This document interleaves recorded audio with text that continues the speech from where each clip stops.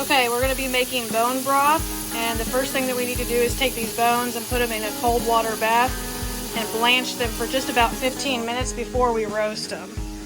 We have enough bones that I needed 2 pots, and ideally everything is covered by water. So this is going to take a while for the water to heat up, and then the next step will be roasting. Okay, so we have just blanched the bones. Now we need to rinse everything off. It's going to be hot, so I'm just using this little can.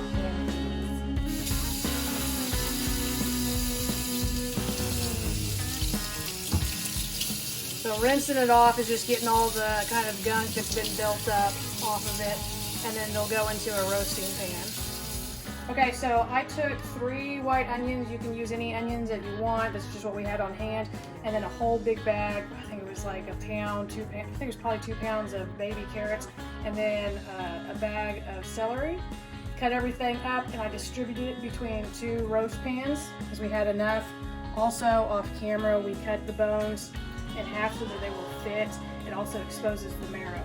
And we have preheated the oven to 450 degrees. Charlie says hi.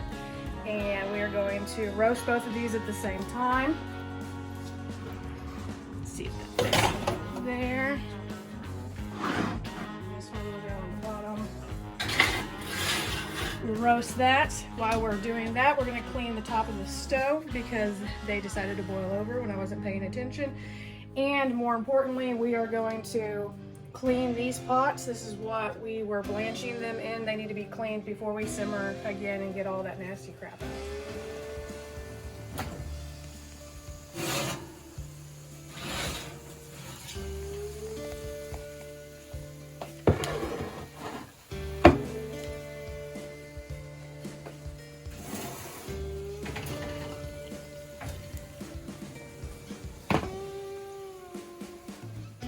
All right, we've just pulled these out of the oven. They've been roasting for about an hour.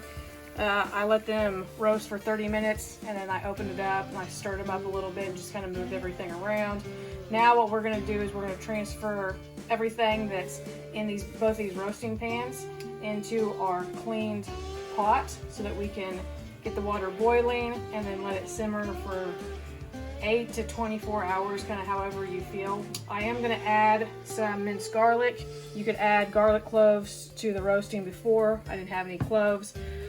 I personally like rosemary in with my stuff. You can use whatever herbs you want. I will add some bay leaves, some peppercorns. I have a couple of cinnamon sticks that I'm going to add in, and then we'll add, I don't know, probably, you don't really have to measure it, 1/4 to 1/2 cup of apple cider vinegar in with this. And the main thing with this pot is you're going to want to make sure that all your bones and vegetables are covered with water. And if you have less bones than what I have, that's fine, but make sure that you put at least 12 cups of water in this. And then if you have more, just make sure that the bones and everything are covered completely. So one thing I didn't add, you see all this grease and anything that you have left over in the pan, make sure you try to get all of that out and add that into the pot, because that's just going to be flavor added in.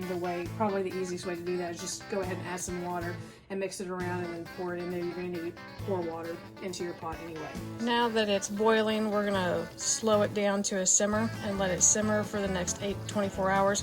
We're going to keep a lid on it, but we're going to let the lid kind of lay like that so it's not sealed all the way and it kind of lets the air through. Okay, so we are back from watching this simmer for little less than 24 hours because I'm running out of time.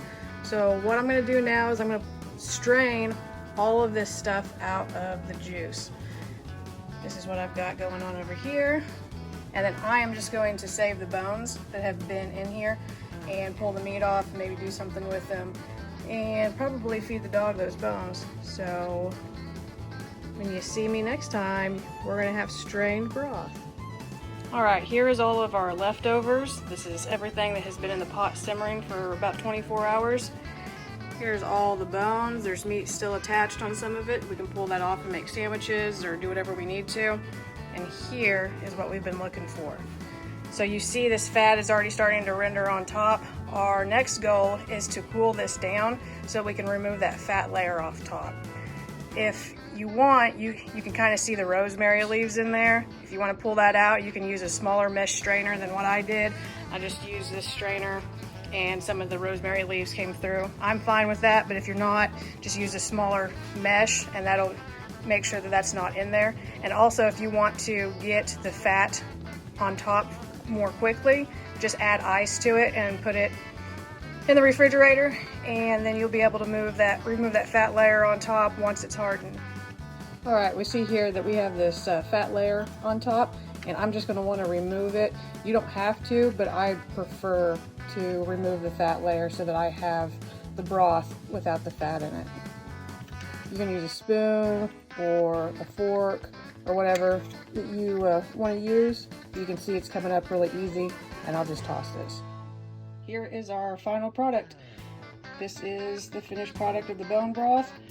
What I'm going to do now is I'm going to freeze most of it in freezer bags, just plastic freezer bags, lay it flat, use it when I need it, and then I might, Charlie says hi, I'm going to store a little bit of it in the ice box, just in a glass mason jar to use in the next probably 3 to 4 days is what it'll be good for. In the freezer, it'll stay good for up to 3 to 5 months, I believe.